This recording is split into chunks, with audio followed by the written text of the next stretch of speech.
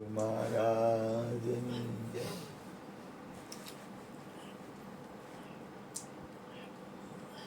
સદગુરુની કૃપાથી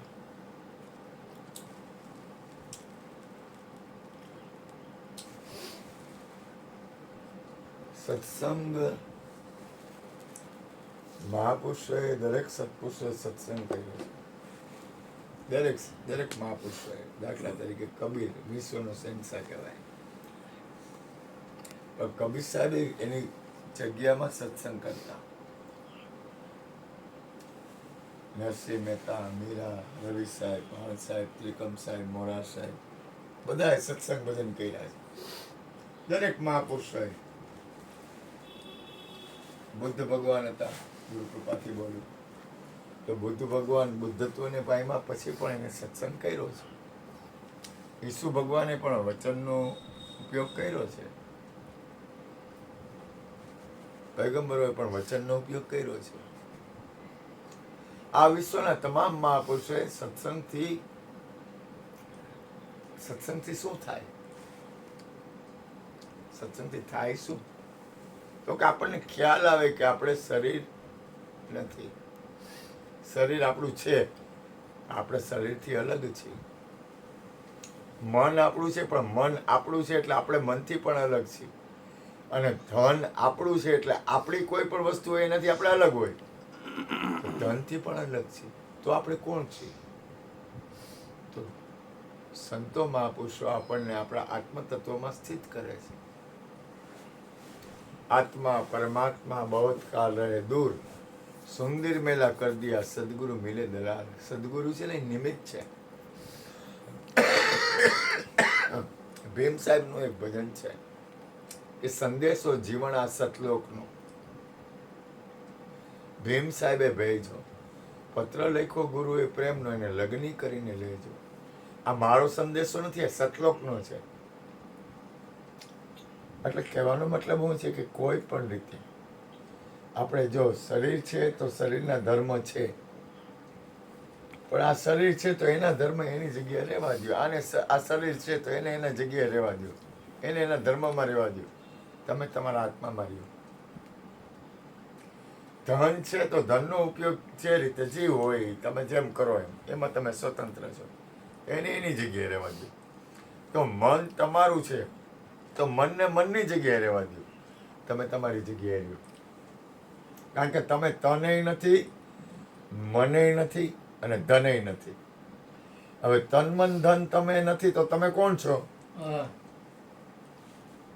કારણ કે તો તન મન ધન હું કામ લે છે? તો કે શરીરની રાખ થઈ જવાની. ધન તમારું નથી એટલે પડ્યું રહેવાનું. અને મનય તમારું છે, તમે મનથી અલગ છો. અને ત્રણેય વસ્તુ છે ને પરિવર્તનશીલ અને પરિવર્તનશીલ છે. ત્રણેય વસ્તુ એટલે ગુરુ મહારાજ શું કહે છે કે આ પરિવર્તનશીલ પામે છે એ તું નથી, આ ત્રણેયથી તું અલગ છો. જે વસ્તુ પરિવર્તનશીલ પામે, જે વસ્તુમાં ફેરફાર હોય એ તમે ન હો. આજે બાલાભાઈનું શરીર છે તો એ એક સમય નહીં હોય, તો બાલાભાઈ શરીર હોય જ નહીં. તો કે તો કઈ બાલાભાઈનું શરીર છે તો એમાં રહે છે તો એ બરોબર છે, પણ શરીર તો બાલાભાઈ છે જ નહીં. જો એ શરીર બાલાભાઈ હોય તો એ કોઈને આપે જ નહીં, સ્મશાને જાય જ નહીં. આપણી વસ્તુ આપણે કોઈને આપે જ નહીં, પણ એ આપણી નથી એટલે આપણે દઈ દેવી પડે છે. આપણને રહેવા માટે એક મકાન મળ્યું તો મકાનમાં આપણે રહી છીએ, પણ મકાન આપણે નથી. તમે તમારું ઘર છોડીને અહીંયા આવ્યા છો તો એનો અર્થ એ થયો કે મકાનથી તમે અલગ છો. જો તમે મકાન હો તો પછી તો તમે અહીં ક્યાંથી આવો? જો મકાન જ તમે હો તો તમે અહીંયા આવો ક્યાંથી? પણ મકાન તમે નથી એનું પ્રમાણ છે કે તમે મકાનની બહાર નીકળી અને અહીંયા આવ્યા. એનો અર્થ એ થયો કે મકાન તમે નથી. એમાં આ એક મકાન જ છે, આ એક મંદિર છે, આમાં પરમાત્માનો વાસ છે, આમાં હરિગુરુ સંતોનો વાસ છે, આમાં સત્પુરુષોનો વાસ છે, આમાં તમે જેને માનતા હોય એનો વાસ છે. પછી ક્યાં વાંધો? તમને જે ગમે એને માનો ને ક્યાં વાંધો છે? કારણ કે સબ ઘટ મેરા સાહેબા ખાલી ઘટ. દરેકની અંદર પરમાત્માનો વાસ છે. જે રીતે, જે રૂપે, જે ગુણે, જે રીતે માને એ રીતે છે દરેકની અંદર પરમાત્મા. અખિલ બ્રહ્માંડમાં એક તું શ્રીહરિ. આ જુજવે રૂપે અનંત ભાસે. આ ઘાટ ગયડા પછી આ જુદો જુદો ઘાટ ગયડો છે.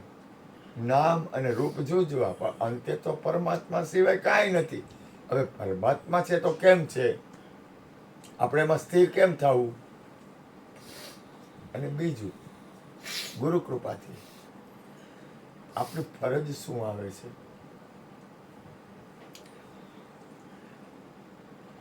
દાખલા તરીકે લાલો છે, અહીંયા પૂનમ હોય કે બીજ હોય તો લાલાને બોલાવ્યો હોય, તો લાલાની ફરજ શું આવે? તો કે એને તબલા વગાડવા જોઈએ, જો એની કર્તવ્ય ફરજ છે. ભૂપેનભાઈ આવ્યા છે તો ભૂપેનભાઈની ફરજ શું છે? તો કંઈ વિડીયો ઉતારે છે, એનું કામ છે, એનું કર્મ છે, જો એ ઉતારે છે. ગોરધનભાઈ આવ્યા છે તો એની કર્મની જે ફરજ છે એ ફરજ એને, એમ દરેક વ્યક્તિએ પોતાના કર્તવ્ય કર્મ બજાવવા પડે. આજે ગીતાજીમાં કૃષ્ણ પરમાત્માએ એ જ કીધું બીજા અધ્યાયમાં, તું કર્તવ્ય કર્મ કર, ફળની ઈચ્છા રાખમાં, પણ તારી ફરજ શું છે એ બજાવ. ફરજ બજાવવામાં ભૂલ ન કરાય. કર્તવ્ય ફરજ બજાવો. કર્તવ્ય ફરજ તમે નહીં બજાવો ને તો તમારી કોઈ કિંમત નહીં રહે. એટલે તમે મૂળ સ્થિતિમાં આવી નહીં શકો. સમજાય છે હું શું કહેવા માંગુ છું? તમે તમારી જે ફરજ આવે છે, દાખલા તરીકે લાલો આવીને અહીં આવીને તબલા જ ન વગાડે તો લાલો કર્તવ્ય ફરજ ભૂલી ગયો. તો એ કર્તવ્ય ફરજ ભૂલે તો પછી લાલાની કોઈ કિંમત ન રહે.